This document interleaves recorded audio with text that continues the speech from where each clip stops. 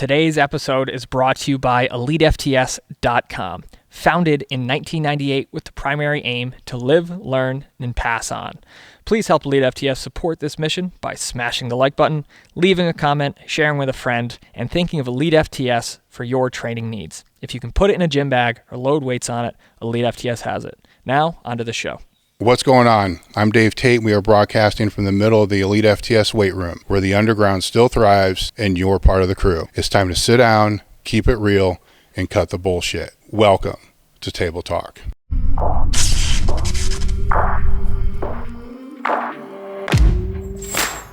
All right, today's guest with us today is Phil Matusz. Phil is back. He was out a couple years ago.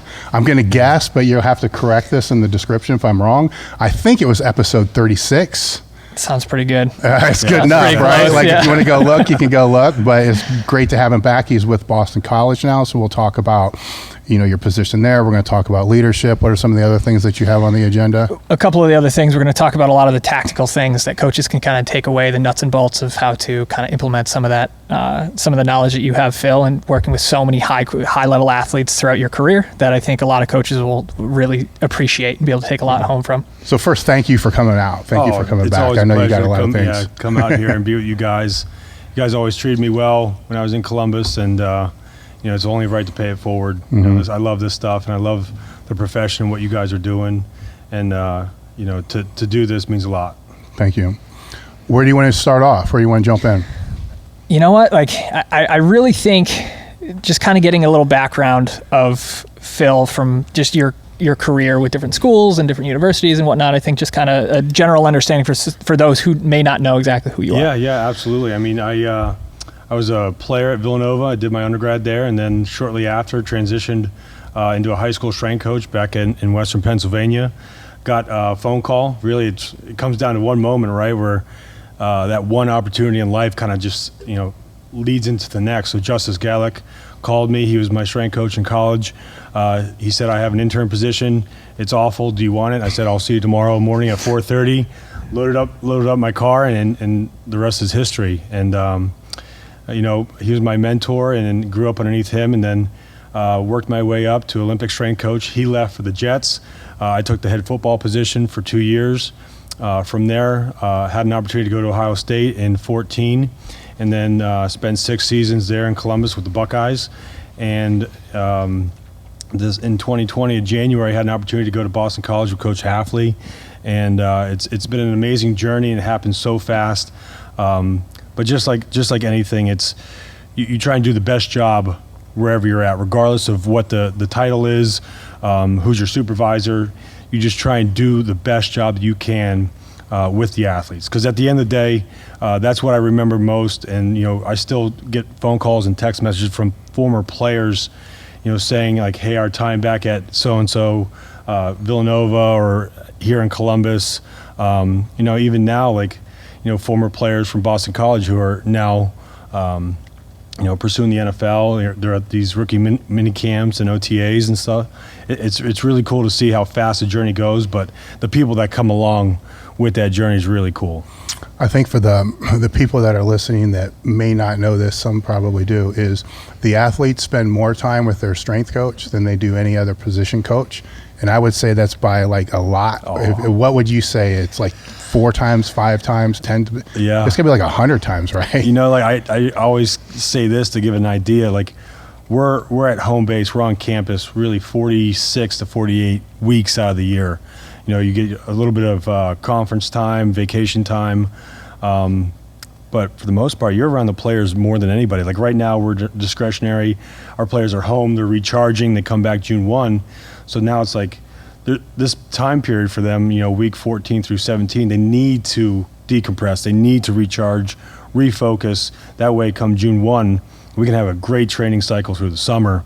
But it also allows, guys like myself to recharge, my staff, and, our sports medicine and nutritionists, everyone, our sports staff, kind of just bring it down to first gear and recharge, because what we're about to embark on here in the summer it's the real deal. It's the time to focus in and recharge. So, we're around them to the point where, we know, they're personal stories, their backgrounds, their families.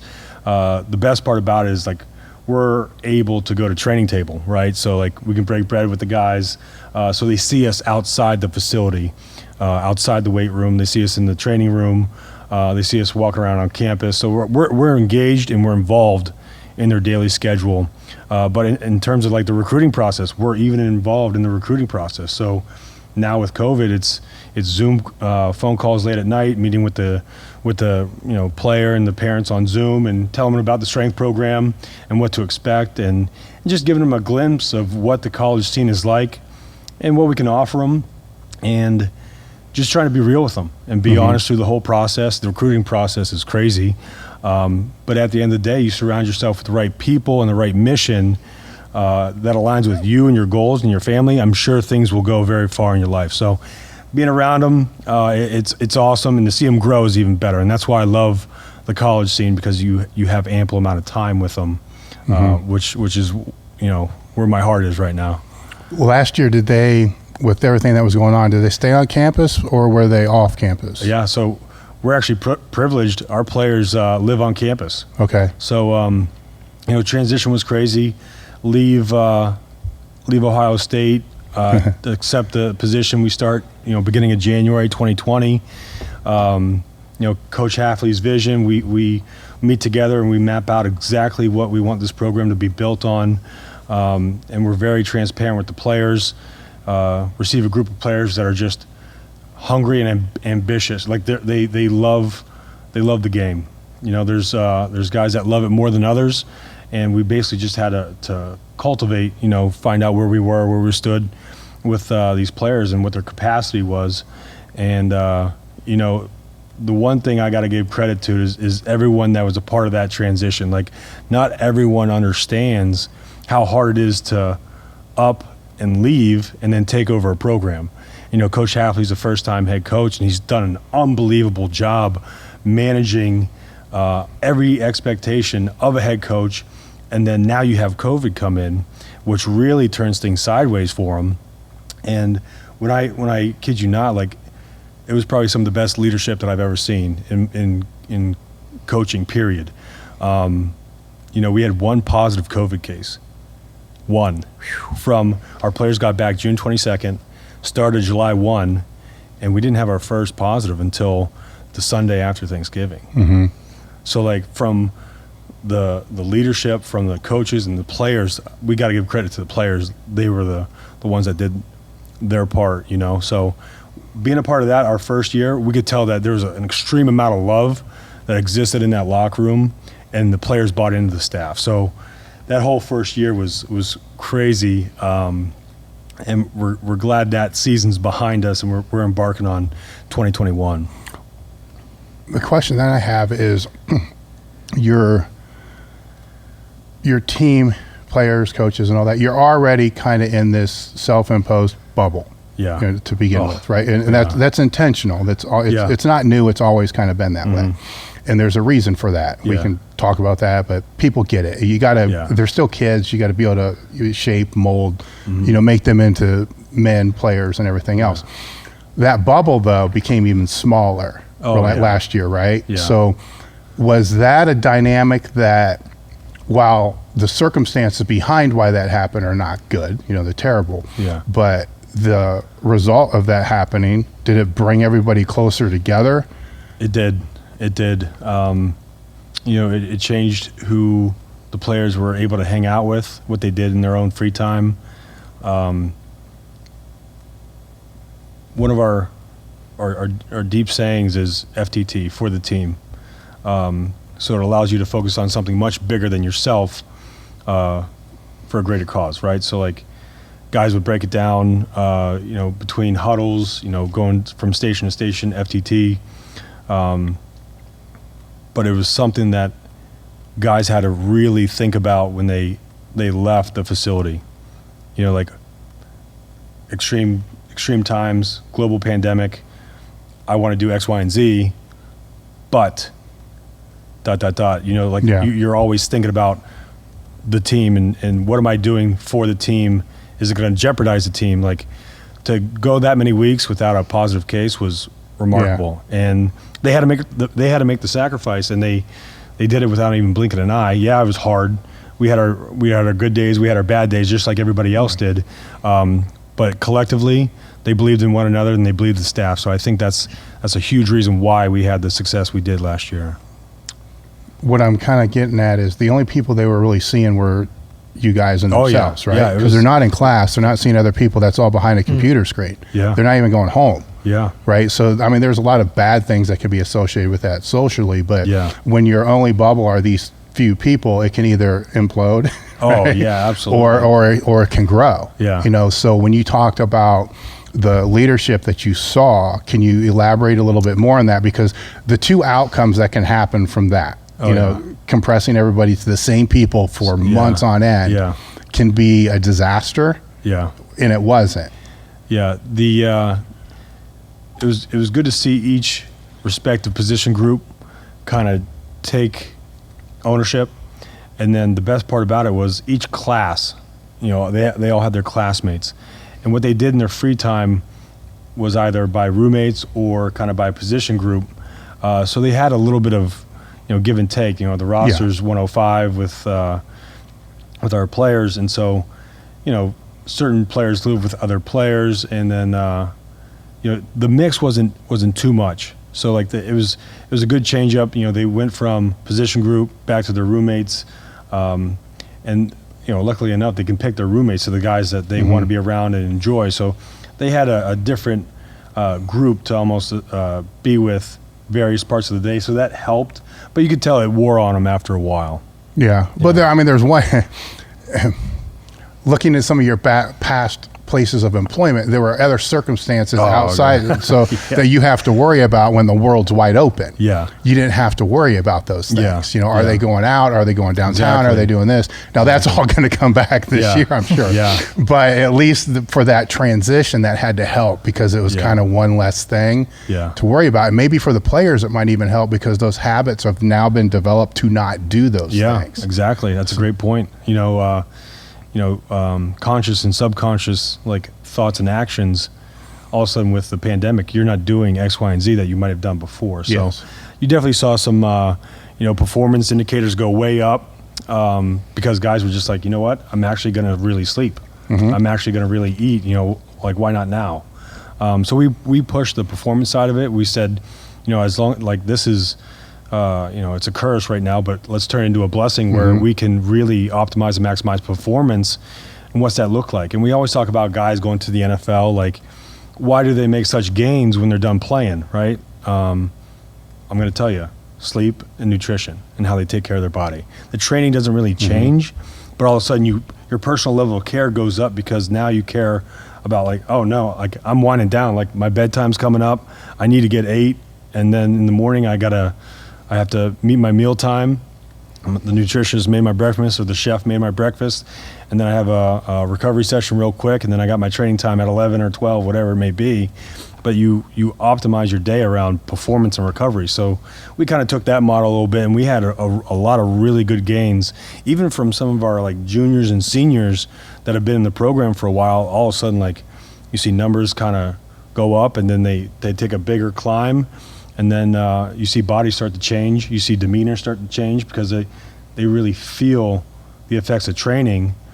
And then the cohesion piece that we push with the team during training. So all of a sudden, you have a guy that has never played really on the field, and all of a sudden he has a breakout year, and he's leading the team in receptions. And you're like, where'd this guy come from? He was a sleeper. So the ability to maximize individuals, it can come at any time in their career. And that's the thing, coaches have to realize, it might be a freshman you got to work with, or it might be a junior or senior. And you got to turn this guy around because football is going to end. But were you the coach that gave up on the player, his sophomore year, or did you actually work with him and continue to coach him, continue to train him, and educate him on the values of what training does, and then set him up for success on the field? Because the production on the field is a byproduct of everything you do, everything you do in the weight room, and who you are as a person and a coach dealing with these guys and what they're going to actually get from you when their time at college is done or in the NFL is done. they're going to be a regular citizen one day. They're not going to, you know, like we always say, like, you know, football is your platform. It's not your purpose, you know? So like, you know what I mean? So like, it's not, football is not your purpose. I get it. I'm laughing though, because I know there's a lot of players that are going to. Oh yeah. They're like, you know, I was designed to play football. Right. You know, I'm going to spend 10 years in the league. Football is going to end for everybody. And that's what we have to have that honest conversation with guys, because, you know, like, hey, tell me about your goals. The first thing majority of them say is, I'm going to play in the NFL. Okay, well then what? And then they're kind of like taken back. They're like, yeah, NFL careers don't last, you know, on average more than, you know, 2.5, 3 years. So it's good. It's awesome to see growth and development, but more so understanding, giving guys a purpose to what they're really supposed to be doing. When all this was going down in March, the one thing that I would think of is, I mean, outside your own business and all the other stuff, is I'm looking at football and I'm like, now this, because I know how your cycles have to move training wise. They're not what people think. You got like a 6-week block, 8-week block. You know, there's a lot of strategy that goes into that. Then I start seeing all these schools shutting down and all this other stuff, and then seasons getting pushed back. And the first thing that goes to my mind is, man, if I was a strength coach, this is freaking awesome, because you're going to get more time for the physical development without the physical pounding, you know, on the turf or field or whatever it's going to be. And then it was like, is it going to be a month delay? Is it going to be the whole season? Then it gets a little weird with that. But from my mindset, I was looking at it like, if they play last year, it's going to be an interesting season because it's broken and it's going to be weird. But the way I was seeing it is some schools are just going to kill it because because the biggest stress is going to be the stress of the COVID. And like, well, if they're in a bubble, they can contain that and work with the players to get that on even keel, and then build. And then it's like you're building and holding back. And then when you unleash it, it's like you're unleashing a stray dog, man, just tearing into it. But I don't think we're going to see the full outcome of that till this season. You know, last season I think was just broken and weird because there were partial seasons and, you know, a lot of players moving, a lot of moving parts like we were talking about before this. But this next season, I think a lot of those habits like you were talking about got instilled and they were maintained. And it's just going to be maintained going all into this season. Or I'm wrong.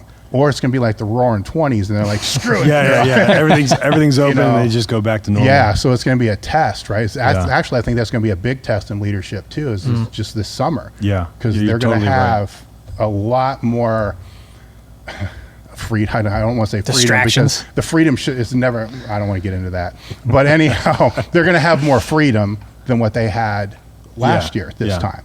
So, you know, that's going to have to rein it in a little bit, too. But absolutely. I do think it's going to be a very interesting season coming up that we're going to see. I think we're going to see some teams do some things that are very unexpected. And other ones that you think were going to be great just fall flat on their face. It'll be really cool to see what happens come December, January.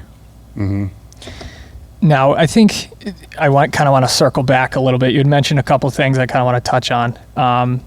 In dealing with so many athletes over the course of your career, one of the biggest takeaways that I've learned from you specifically is that idea of leadership, taking that ownership of all the roles that you have in your life, right? Like you said, you're not just football, right? You are participating in it right now, but that's not your whole life, right?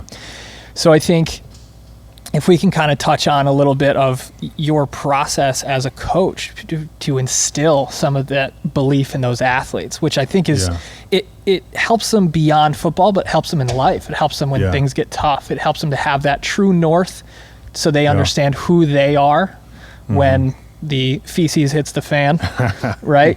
So you really only know what your characteristics are when things are tough, right? It's when things are easy, when this, that, and the other thing. But I think I think everybody would really learn a lot to know kind of how you handle that process. That's a great question. I think of two things.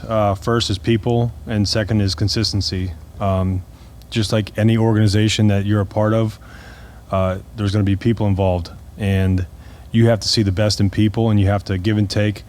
In majority of the time, it's getting the right people around you. I can't speak enough about our head coach. how he leads and how he handles issues, and I've probably learned more from him so far in this past year and a half than, like I said, majority of my career. Just how he handles, how he processes, how he deals with players. He's authentic and genuine as they come. He's not going to be the one to pound the table and unload on somebody. And you watch him delegate, you watch him think. He'll be the first one to be like, "Oh, what do you think?" So he wants people's opinions. He wants to keep the pulse of the room. He wants to keep the pulse of the team. But it's really cool to see how he takes certain issues and he creates a solution. So no matter what you're doing, where you're at, you're a coach, your support staff, you're a position coach, you always got to be looking for solutions. COVID hits. Well, guess what? We're going to do this thing together. What's our best solutions? And guess what? You're probably going to be talking about COVID more so than you are like scheme. Hey, what's the practice script look like? What's post-practice look like for this player? You're going to spend more time on like battling the adversity that COVID brought. Like the stress of wearing masks and wearing face shields and visors for guys on their helmets while they're in practice. And all of a sudden, you take these results and you look back to how you did them, and then that's where it falls into consistency, like bringing who you are to the table every single day. So like every time you train, I guarantee you, who's ever training with you, they know how Dave's going to squat. They know how he's going to set up, and then between people and consistency, you're going to be able to get results, hands down, because they watch you. And if you're the guy that they need to watch and you're the vet that these younger players need to watch, they're going to watch you. And if you're not consistent, they can kind of sniff that out real early. Because you had a bad training day. Now all of a sudden he's been around a while now. He only has an inconsistent day every 15, 20 sessions or training sessions or 20 days, whatever it may be. But when you get the right people around you that are going to push you, and they're going to encourage you the right way, and everyone's different, right? Intrinsic and extrinsic motivation is real. But then also the ability to be consistent is what younger coaches really need to focus on. Like you will be that mentor to a young player or a coach years down the road because you are consistent. Like now there's levels of consistency. Like you can be consistent and turn on the light switch and open up the room every day at 6 a.m. But the level of consistency is that's where it separates people.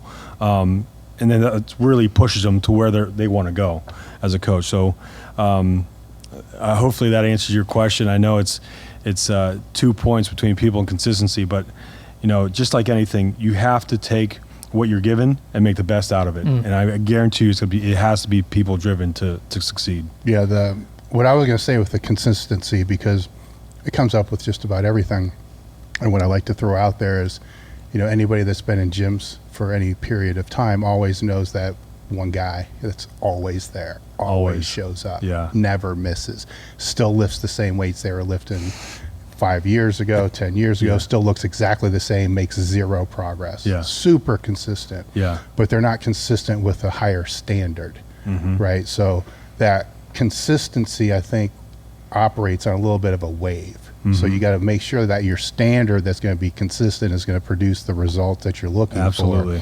And then never let that deviate more than maybe 1 or 2 standard deviations away from that, because it becomes a consistency spectrum that you have to fall in. I think when people hear consistency, they try to define it like a pinpoint. Like that's consistent. It's like, no, it's within this range, but you got to know where your range is. And but it is vital, because if you, let's go back to just the very basic lowest level of going in and turning the lights on. You still have to do that.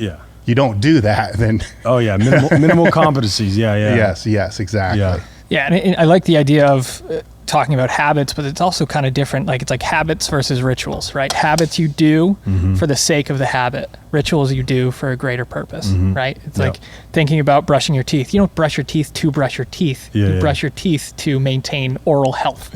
Right? So it's that idea of having that hierarchy of principles and hierarchy of goals that you kind of facilitate with those habits or rituals that you do on a daily basis. Yeah. That kind of falls into what we were talking about earlier, kind of like the tactical side, like what you bring to the weight room and kind of like the standards and benchmarks that, exist within every single weight room. What we use is KPIs, key performance indicators.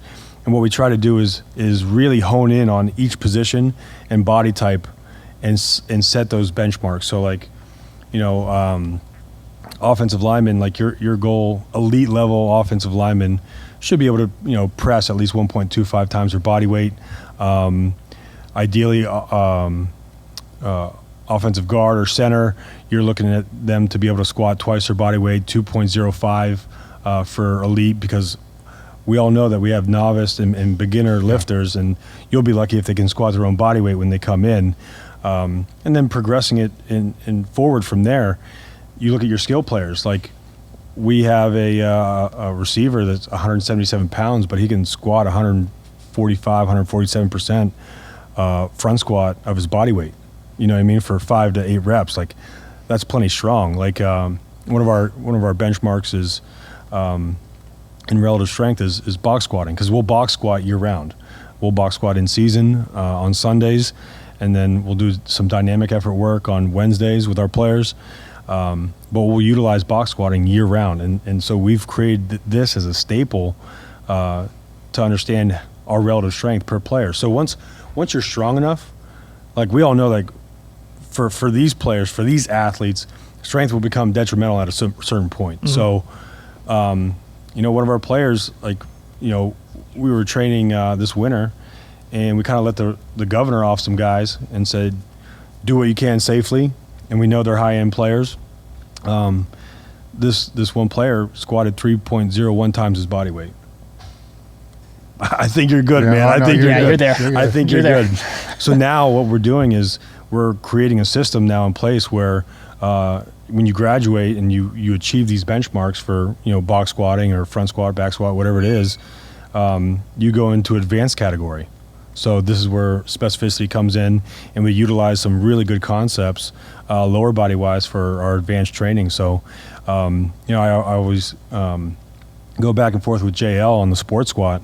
We'll utilize the sports squat. We'll utilize a lot of concentric work. Talking with Cal and what he's doing, implement some principles, but taking that next level of training, like that player earned the right to do that. You know what I mean? So it's not like, hey, well, they can take it too. Yeah, absolutely. So that's the other thing is if you have somebody that's not physically developed enough, they'll regress doing advanced work. Absolutely. So it's what you said. It's true. It's earn the right. I'm just trying to describe it a little bit more for those listening, because they may just think it's consistency, but it has to deal with hitting those benchmarks. Absolutely. Because those benchmarks also let you know that they've enabled the ability to recover effectively to build. Absolutely. That. Yeah, like prime example, like look at your offensive lineman. You might have a 285-pound freshman compared to your 316-pound offensive guard that's about to go to the NFL next year. Two completely different players, but the benchmark allows you to make it relative. So 285 pounds, twice his body weight. That's his goal. For the gentleman that's 316 pounds, twice his body weight, that's his goal. So making it relative per player has really helped us kind of define where we're at in the training process and what we can do with guys to put them in that advanced group. And it's almost like a rite of passage. Like as soon as you graduate to that group, guys are hyped. Like if they see their name on the board and all of a sudden they're advanced lower, there's some trash talk going on now. Yeah. And it's like, hey man, when are you gonna get there? And like, it's all about setting up the next training cycle. So in June when we go back, like, hey, there's gonna be an opportunity at the end of June for you to test out. And so guys are like, guys are calling me, right now over break. They're like, we send them all their numbers. Like, hey, this is working out great. Coach, I think I'm going to be able to hit my goal. And so now, like, we take objective and subjective goals and we put them into an annual plan. So, like, every year we have our players write out goals, right? So they're due in January for a whole year. and which this concept is absolutely crazy. I knew it was going to be difficult, but we basically took outcome goals and performance goals, and we had players map out both of them for the spring, the summer, and the fall. So like you could only imagine, it looked like trash when I got it. I said, okay, like it takes a lot of manpower and a lot of hours on our end, but now seeing the effects of goal setting, and now all of a sudden seeing actual application to the weight room where a guy's excited to come in and actually push and strain because he wants to get into this advanced lower group, it changes the ball game. And all of a sudden when you have a young sophomore test up and out and do advanced lower, and then all of his classmates are looking around like, I want to be in that group.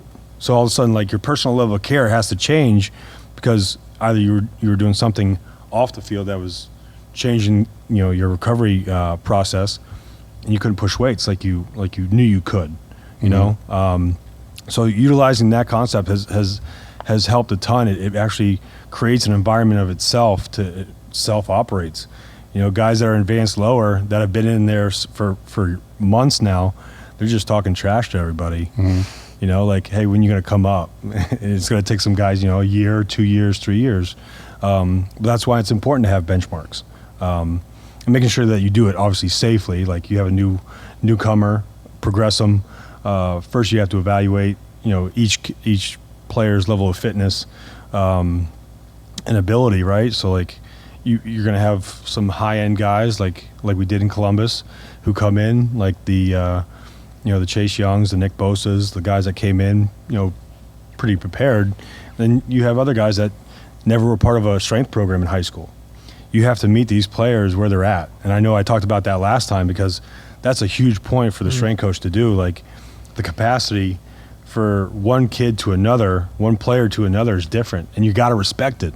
Otherwise, you're not going to, you don't trust the process, you know? So it's really cool to see how this thing is formulated over time. When, going back to my personal training decade of my life, I used to have 4 categories, and you'll see where I'm going here.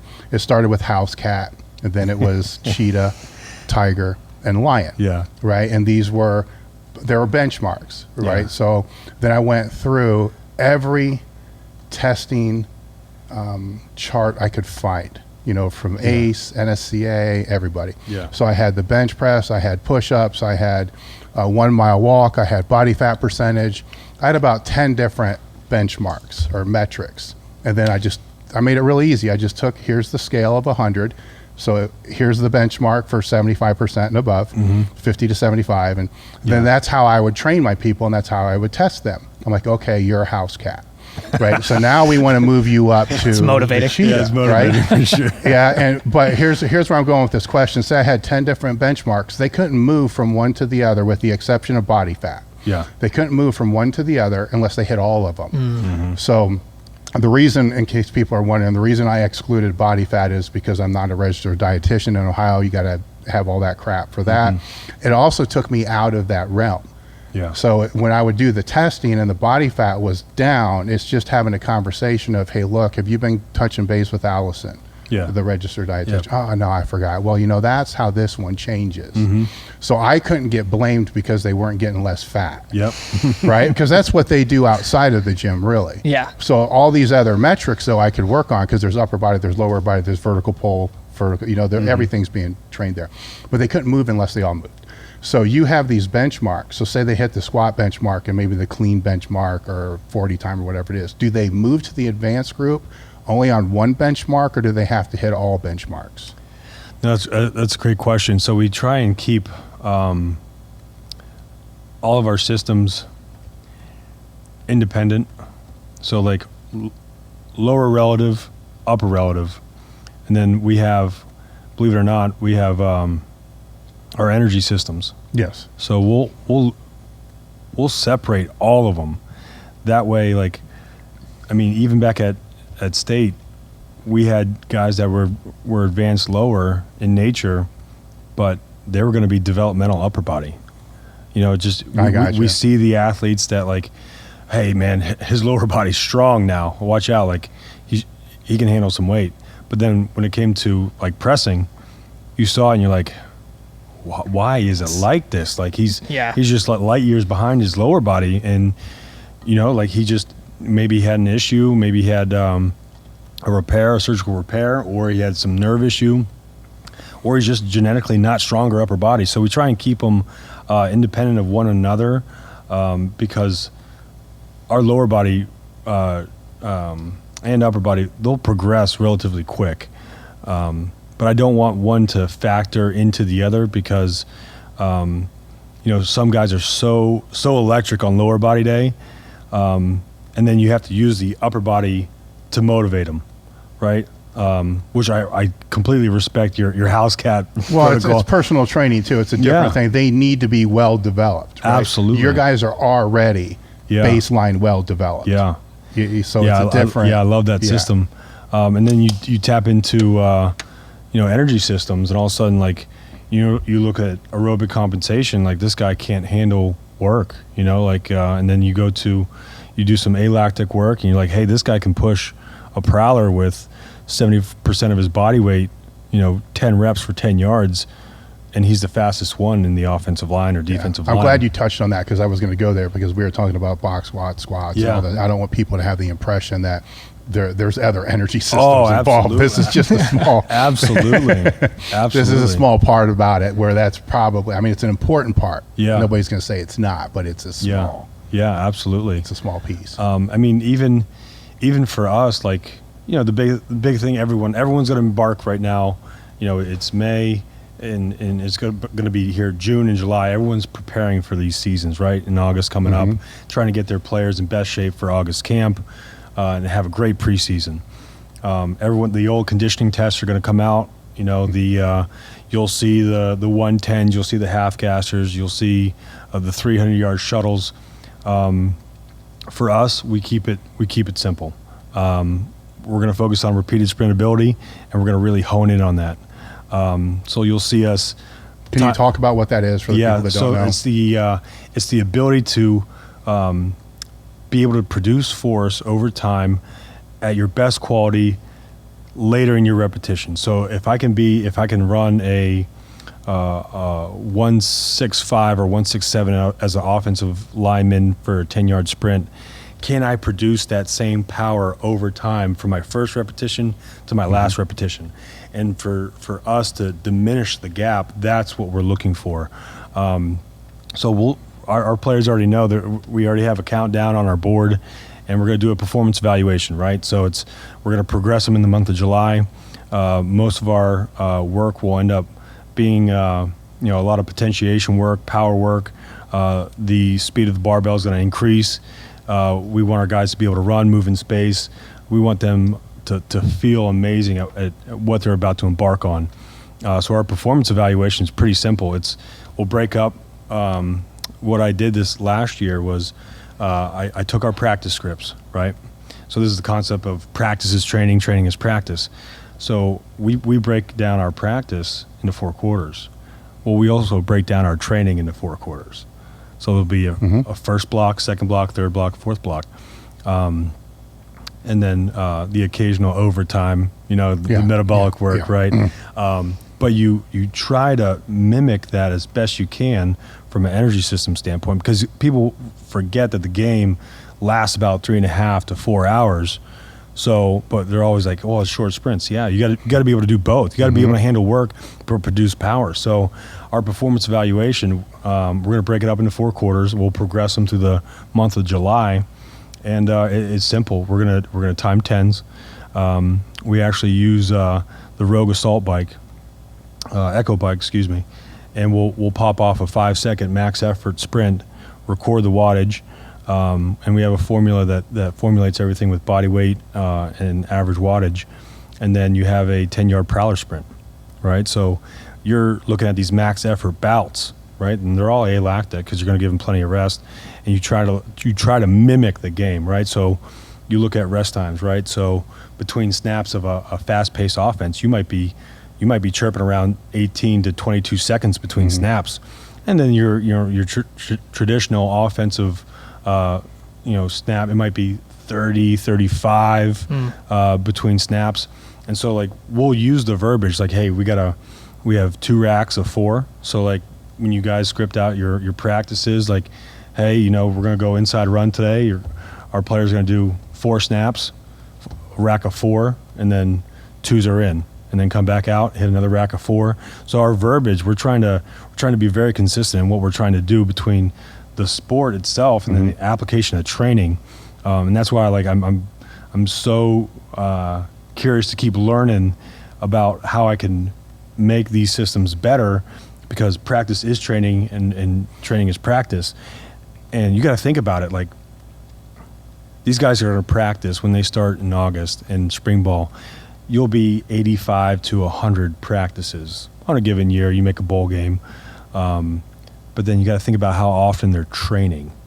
So they're going to be with the strength coach here, like, you know, in the winter, you get 8 weeks in the winter, and then 8 weeks in the summer. You get some discretionary weeks. You still train them during spring ball.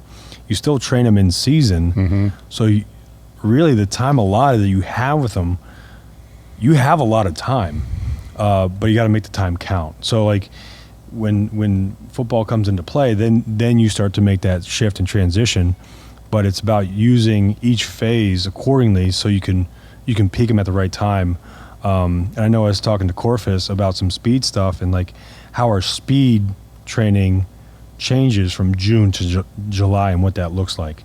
From an offensive lineman to a quarterback to a corner, you know, trying to understand volumes. It's a wild system, and you can go an inch wide, mile deep on this thing. And then all of a sudden, like, you take catapult numbers and you start looking at volumes and what you're trying to hit each week. So there's a lot of components that go to it, but at the end of the day, like, creating a simple system will absolutely help you prepare your athletes. Almost. I mean, it's just going to be simple for them.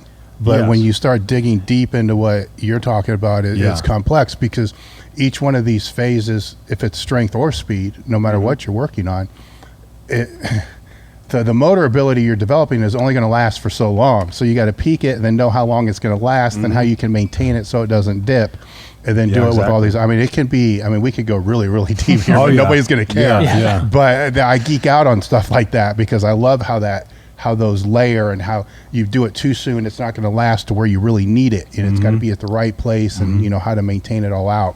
And I think that gets overlooked sometimes with us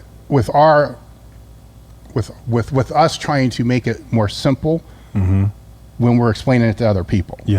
Right? Because like they're like, oh no, it's just simple, just do this. I'm like, that's just what you do. But let's step back here a little bit and let's look at the forest, and then all of a sudden their mind freaking explodes. Because there's a lot, especially with your sport, there's a lot of motor abilities that need to be developed. It's a lot of layers. Oh my God. It's not like a power lifter. There's nothing against that, because I did it my whole life. But as I've always said, how freaking easy is that? From a programming standpoint, you got basically one motor ability. You need to be able to recover from it. You know what I'm saying? You can. That's it. You know, it shouldn't be that hard. Anyhow, I don't want to keep going, but that's with that. But it should not deter somebody from wanting to look into what needs to be done for all these. Just don't become overwhelmed would be my advice. That's spot on, because there's so much. You look at, you know, all of a sudden you just get overwhelmed by, like, I have to take care of 85 athletes or 95 or 105 athletes, and you're like, this guy needs this and this player needs this, and then we need to be sport specific here. You know, and then there's mobility, there's flexibility, there's strength, there's absolute strength. And then all of a sudden you're just like, you're sitting at your desk, you're like, I can't even think right now, because you just get overwhelmed. You start the process and stick to exactly what you believe in. And the best part about it, though, is having your players become teachers or ambassadors of your program. That helps. Creating that level of consistency, and now you take that consistency and make it a high standard within the room, and then you see your juniors and seniors take the freshmen and say, this is what we're doing. Even for you as a coach, you can program that in. You have training partners. One of my assistants helps me navigate that process of, hey, I want so-and-so with this player.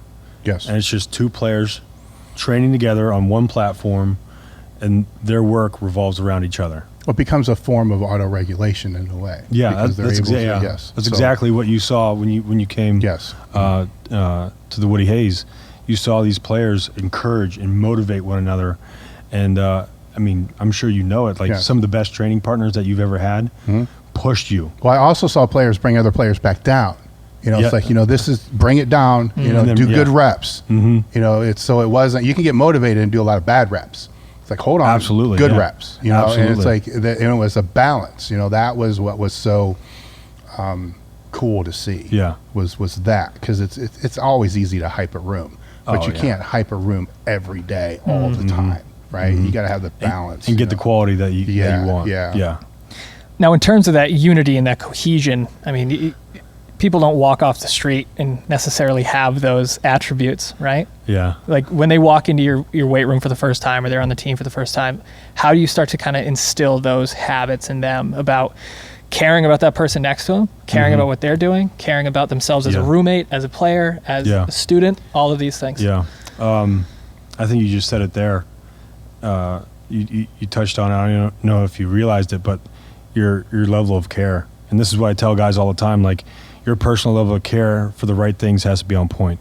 So, like, when you're going through a training cycle, you know that you're shutting your phone off, or you're eliminating distractions as you go through it. So your focus and your care on the things that need to be a priority, they change, right? So, like, just like any coach or mentor, like if you take on a client or we take on a new player, we have to evaluate, you know, what's going on in their life and understand that they're now a part of us in this team, and identifying what's important to us and what we care about, because that's the process. And when you trust the process, you can't be wrong. And when you believe in it wholeheartedly and you have a roster that's 105 and they believe in it, that's when things change. That's when things become scary, because you can see that team cohesion change. So just like you, like, I know we talked about this last time between focus, trust, and strength. Like, that's what you believe in. Those are your pillars, right? We have our pillars, and we don't deviate from them. And we know that those three pillars are that builds us to FTT, that builds us for the team, and allows you to understand that although you're a small part of the equation, you are a huge part of what we're doing. So it allows everyone to see and understand that value that they bring to the table. But getting them the care is the biggest thing. Just like any organization, right? You're going to have the employees that, hey, it's 8 o'clock, it's 7:59, they're walking in the door, opposed to the guy that got there at 7 o'clock and has been going ever since, and he's going to be the last one to leave, or he's the first one to say, hey, I got this done like you asked me to, or you're the coach that's procrastinating, and you know, coach gives you a project, and all of a sudden, you know, coach has to come back and ask you, like, hey, you got that project done? I gave it to you 2 weeks ago. It's just the nature of the beast, right? It's what you care about. Your personal level of care is going to equal your personal level of success in whatever you do. You just got to make sure that you really hone in on what you need to care about. That way it makes it very clear for whoever you're working with, you know? So hopefully that answers your question. Oh, absolutely. And it is important to hear that it starts with those principles. It starts with those standards, knowing what that baseline is. Right? Yeah, I mean, just like, for example, you're talking about quality of reps. Like, if you walk into a weight room and you'll be able to understand what the program's built on within a few minutes, right? Easy. So, like the young player that you saw doing bad reps, like that was addressed. If you care about the rep integrity, you care about the quality, you'll be able to see it. You'll be able to identify it. Just like encouragement and motivation from your training partner. Like, I want you to be engaged with him. If that's a priority or a level of care that needs to be done within the program, you're going to be able to sense that and feel that, because that's what's being evaluated or graded, you know, so to speak. So it's really cool to see how you can take that and really harness that to create an environment, so to speak. So that's where that team cohesion comes in. Like, you know, if you're going to focus on, you know, for example, loafs, like guys that don't consistently show the effort in a drill, you just wasted the rep. You know, like, say we're going to do, dynamic effort today. We're going to hit 10 by 2, whatever it may be, and all of a sudden you took 4 sets that you didn't drive as hard as you could. You didn't do the work as hard as you could. Wasted opportunity. You wasted. Well, there's a lot. Program. There's a lot going on there though too, because as the coach or as the player who cares that's watching all this, there's a lot of things to process there. It's like, are they loafing? Are they tired? Hey, no, what's going on? Yeah, exactly. Hey, coach, look, maybe you need to talk to John over here. Something's just not right. Exactly. So now you got to sit down and you find out he's got issues at home, or there's a lot going on that all ties into that nonverbal communication. Absolutely. What they look like when they walk in, what the reps look like, all that, because they all have their, as you talked about, intrinsic, extrinsic motivation. They all have their base. And you know their base. Yeah. And you know if they're off their base, up or down when they walk in the door. So should their training group. Then that can begin. That's where I was talking about the auto regulation as well, because that kind of keeps them there. Now you got another layer though, because it's a team and you're trying to build that huge team cohesion as well. So are they at that team base? You see, so there's all these things that go in there that I think the hardest thing to do from a strength and conditioning standpoint is to train somebody remotely, because what the hell? I mean, you just took, to me, 90% of coaching, not programming, coaching. Actually, you took 100% of it to me. You took 100% of it and threw it away. Yeah. And now you just have to rely on programs. Just numbers on a page. Which is exactly just that. That's difficult. Yeah. That's what we embarked on when our players were sent home. So we were fortunate enough to have January, February, and the beginning of March before our players were sent home. So we were able to get about 65% of the program installed between fundamentals and techniques, and they actually did a really good job. I'm not going to take any credit for it. They did an absolutely good job of modifying based on what they had. Some guys didn't have high schools to go back to because it was all locked down. Some guys were literally in the house with very little equipment. So you had to modify. You had to make changes and adapt to what they had to work with. From how long were they out? They left March 16th and came back June 22nd. What, 4 weeks? March, April, May, June, four months. 4 months. 4 months. 4 months. 4 months. Okay, so my question was, that changes what this answer is going to be. I'm thinking it's like 6 weeks or something like that. I was going to ask how well they maintained the motor abilities being out that long. At 4 months, they didn't. I mean, some probably. What maintained and what did not? You'd be surprised. Overall. What maintained was because you're going to have outliers. You take the outliers away. Yeah. So just globally. Yeah. So I mean, I did program a great deal of GPP into their programs, even using household stuff. Soup cans. So everything they got, but joint health was actually better. When they came back. I can see that. And we kind of predicted that because there was not a ton of actual loading, and they came back and you had your outliers. I mean, I'm not going to lie to you guys. Like, we had 2 linemen come back, 40% body fat. They would send in their breakfast photos every day, and they were eating good. And we couldn't get mad at them. We could only dive into exactly where they were right there in time and space and say, let's go. We just got to go to work and we got to fix it.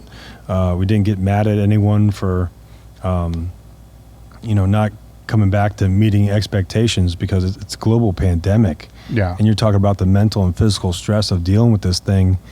You got to understand that everyone's going to be affected by this differently mentally. Well, they're still young too, so even I would say within 6 weeks you can still get them back to baseline. Absolutely, once they come back. But the joint health is something I also thought, with them being away for so long, is you're taking all the physical pounding away. Yes.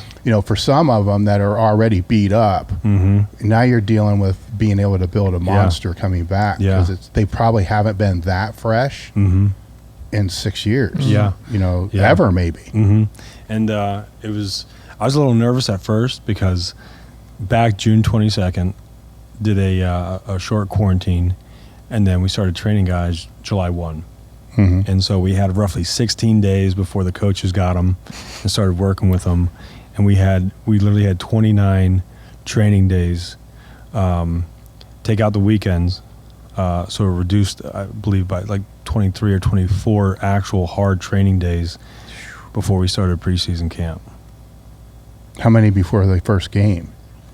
Including preseason, I mean, we probably trained at least, 36 to 42 times. Okay. So we had a good amount of training, and the head coach was phenomenal. He, understanding because at one point we didn't even know if we were going to play, right? So like players communicate with all their old teammates that are all over the country playing for other programs, and so like, hey man, I think we're getting shut down.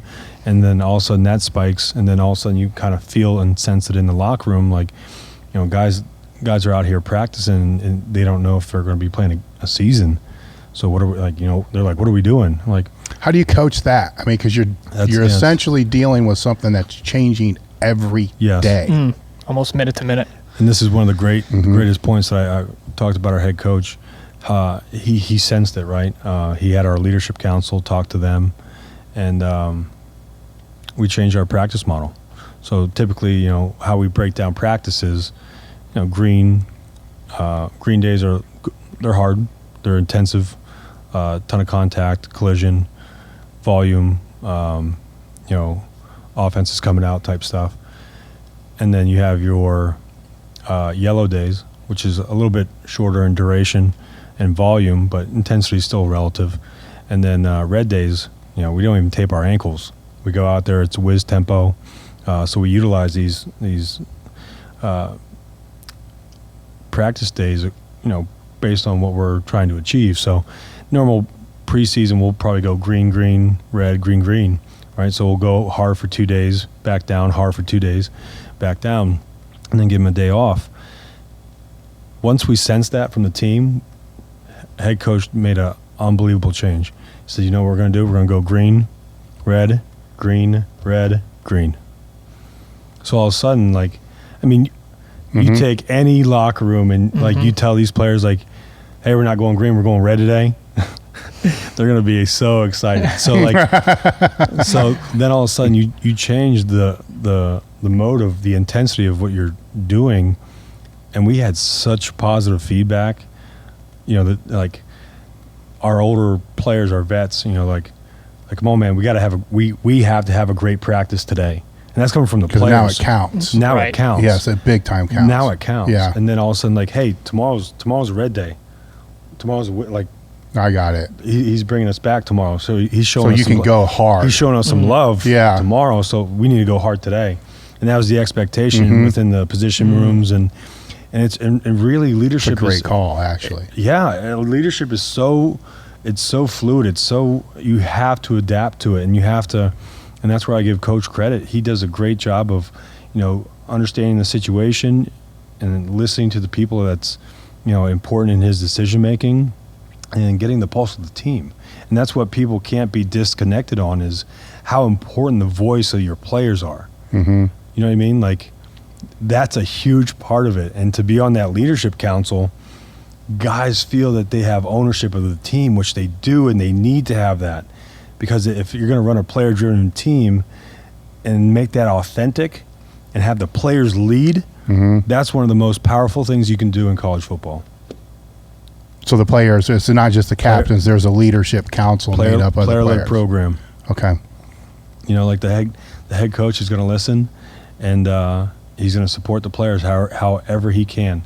And so, like, whatever it may be, like, hey, coach, we're feeling it, or hey, like, some of the young guys, like finding the pulse of the team, like, hey, some of the young guys are struggling, it'd be good to, like, meet with them and do like a little barbecue with them or something like that, like, just so you have a gauge of where your team is from the entire perspective of, my vets and my hybrids and my developmental guys to, the senior class, how is the senior class handling this pandemic, and everything down the line, like you got to listen.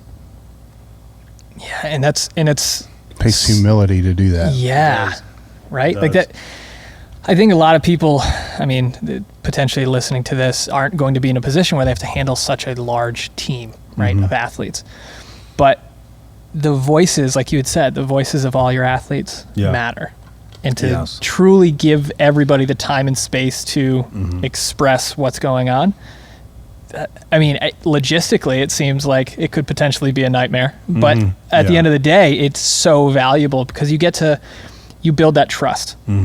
That you build that connection with those athletes. You build those connections with the groups of athletes and everybody. I think it just applies to leadership in general, right? Where it doesn't matter how big or small the team, you have to be able to listen, or for me, it's a gut check. I have to be able to gut check myself to ask myself, am I listening? And a lot of times you're not. You know, so that's where I say it takes a lot of humility, because it's easy to kind of get pulled off one side, and empower the people enough to be able to have opinions different than yours, to voice them. That doesn't mean you're going to do it, but they need to voice it, right? So I'm sure, it and respect it. Yeah, these players aren't coaching the team. Yeah, they're a voice. absolutely. I mean, if something's completely off the hook, he's going to say, no, man, they're not doing that. We're still going to practice, and we're still going to play. He's empowered them enough to be able to say, hey, look, let's look at this. He'll listen and then come back and perhaps say no, or you guys got a good idea, and be able to go with that. But to completely shut that channel off, like a lot of people do, leaves you stranded. It does. You know, it really does. I mean, I guess maybe your ego can take over or whatever it's going to be, but it leaves you really stranded. And then you're going to really find out who's in your corner to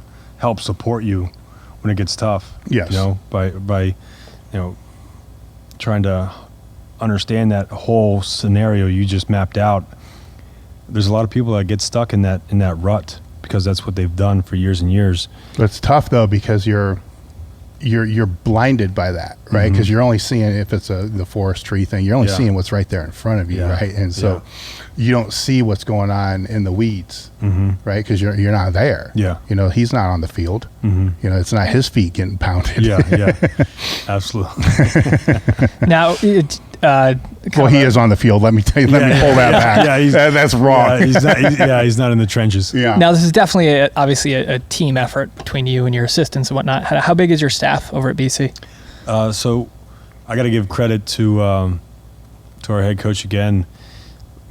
Originally on staff, there was 3 full-time strength coaches. Our AD at the time, Martin Jarman.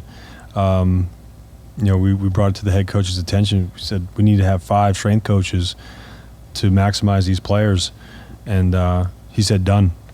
And that's great. It's been awesome. And then our new AD now, Pat Kraft, who just came from Temple, has done an outstanding job of understanding the global attention that needs to be done within the athletic department. So he's been awesome ever since he got here, and it's awesome to be around people that believe in one another and the mission of, this head coach and this head coach, and respecting what they're trying to do and how can I support you? And that's a huge part of it. How can I support you? And when you're in that role as an administrator, like, that's what you're supposed to do. That's empowering. I mean, for you, it's empowering, but it also puts a lot of pressure now on you. Yeah. So now you have everything you need. Yeah. So it's like, I have the staff that I need, and I have to give them credit. Like, it has been unbelievable. And I know we talked about, cultivating and perspective. To have the staff that I do, it's been outstanding. I'm biased. I have the best assistants in the country. And it's based on, in order for things to be maximized, I have to have humility. These guys help me with the program. They all have responsibilities that are catered to their strengths and some to their areas that need improvement. But they challenge me. My 2 non-negotiables are, we're going to train together and we're going to meet.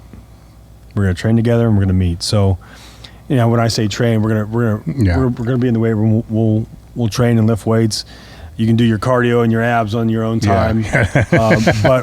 But when you're in the trenches, we're going to do that together. And then we're going to meet. We're going to meet to go over what's going to happen that day with our players, the expectations for the running session, the training session, post-workout, who's got what, who's going to lead this dynamic warm-up, XYZ. I want those guys to feel that they have just as much say in the program as I do. Those stand-ups they're not long though, right? The daily stand-ups, because I assume it doesn't change a whole lot each day to day. What's that? The meetings? The meetings, the daily ones. The daily ones, they'll be 10 to 15 minutes in nature. The big ones, they'll be, and we do that probably quarterly. But it's so like I'm defining that for the people listening, because I mean it can be death by meetings too. Yeah, absolutely. Yeah. So, like to maximize efficiency, right? Like you have to be on the same page. And so what we do is like I have my notes for the day, and they bring in their notes from the day, and we collaborate. Like these are our training times, and here's the expectations. And I'm gonna empower them too. Like I want them to be in front of the team. I want them to be heard. I want them to lead dynamic warm-ups, and I take a support role. So like if, hey, Parker, you got lead today on group 1. I'm gonna run support. So whatever he says, I echo. How much admin do you have? To be honest, I'll talk about some efficiency here in a second, but. On the back end, it's, roughly an hour and a half to 2 hours a day. But what we've tried to instill here is to maximize the schedule. So we're a morning practice team, right? So we'll practice in the morning year round. Classes are scheduled anywhere from 1 o'clock to 1:30 on.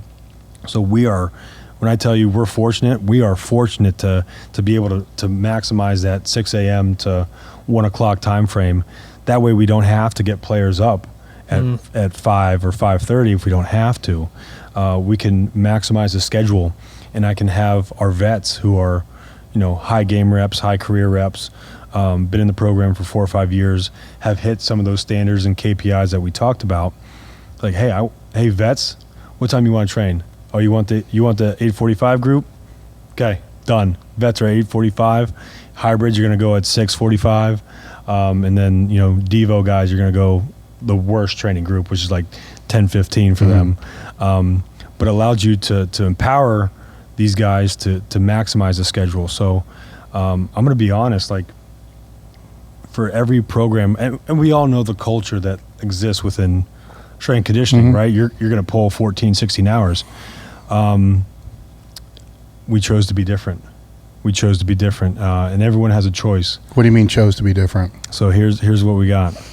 So like I said, we're going to train together. So the staff will train together. We'll be in the morning, anywhere from 4:30 to 5:30. We'll train, depending on the first training group. When our players come in, hit that quick meeting session to get on the same page before we go out on the floor together, and then group after group after group, our players are done and out of the weight room by 11:45, 12 o'clock.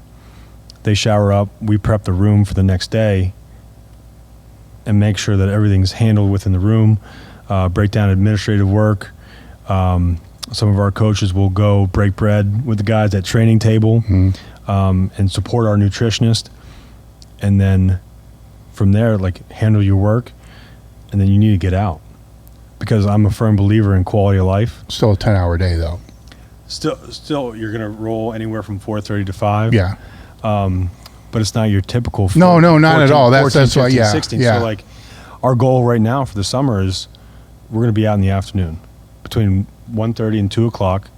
You need to be the best husband, the best father. Yes. You need to go. It's okay.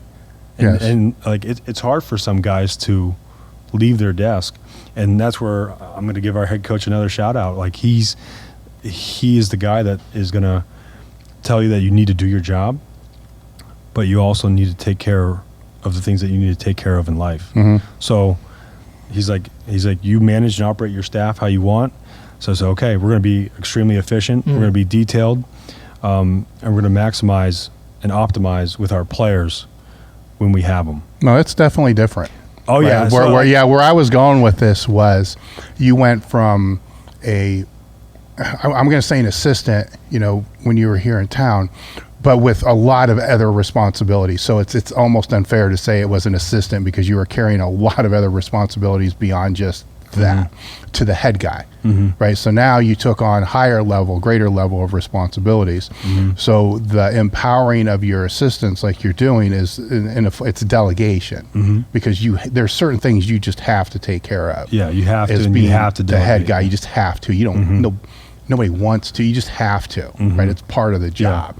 So that delegation and the ability to delegate the things that you're talking about, the leading the groups and all that other kind of stuff, it's not only empowering to them, it's also allowing you to be able to get out of there by 2, right? Because if you're doing all that stuff and then you still had to do your admin, are you going to be able to break out of there by the same time? That's the goal. So like if I took all the admin, like I'm saying if you weren't delegating to the other people, absolutely, you would be there way longer. Absolutely. So absolutely, yes, it wouldn't be efficient. And that's the thing, like in leadership, like you have to empower and trust, right? You have to delegate, otherwise one single person's going to be burnt out, and for my assistants, I trust them. I have to trust them. And I have to let them take ownership of a particular area and make it better than what they found it. So like when it comes time to leave that, you have new responsibilities. Okay, I now have nutrition. I now have, correctives on the back end. I have, guys that we essentially call them high needs. You're in charge of that aspect of it. But you're absolutely right. You have to delegate, in order for all things to work. And that's what's hard for some people, is they can't quite step back from it. They have no, I have to do that. No, I have to do that. I think that's why they end up working from 4 or 5 in the morning until 9 or 10 at night. Exactly. Because a lot of the stuff that they're ended up doing, they could have just delegated out, which makes the load easier for everybody and actually more empowering for the other people too. Absolutely. So that's a good, it's it's definitely not normal. Yeah. And I knew that was going to be a breath of fresh air for these guys, because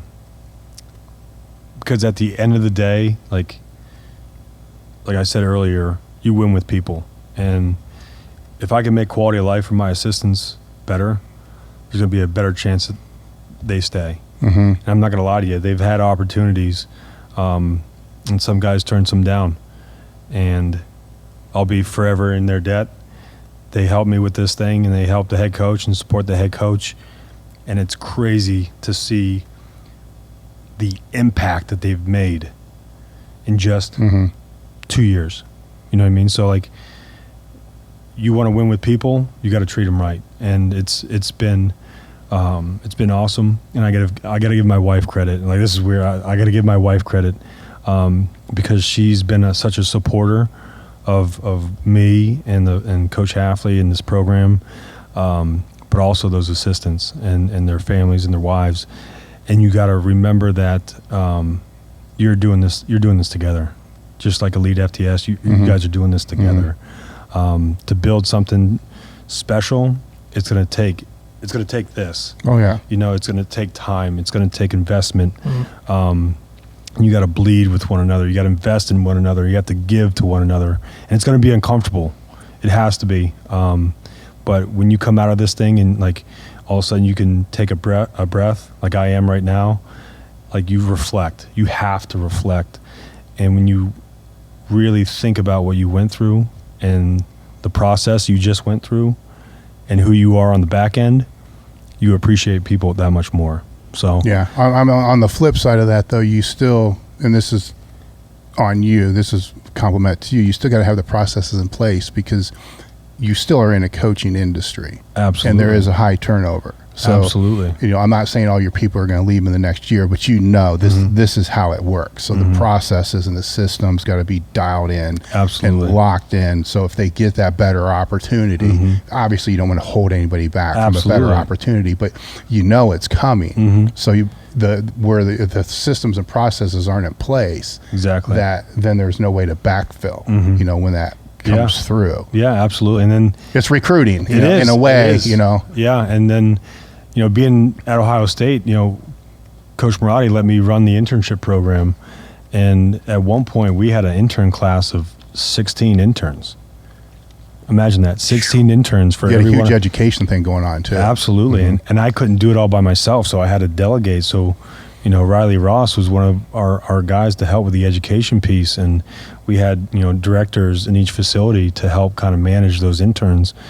But just like anything, if you want something to be great or held to some sort of gold standard, you have to invest in it and you have to mold it. It's not going to be sexy or pretty at the beginning, but you have to embark on this journey and just weather the storm, because once you put in time, you'll yield results, and predicated on what you did on the front end is what kind of results you're going to get on the back end.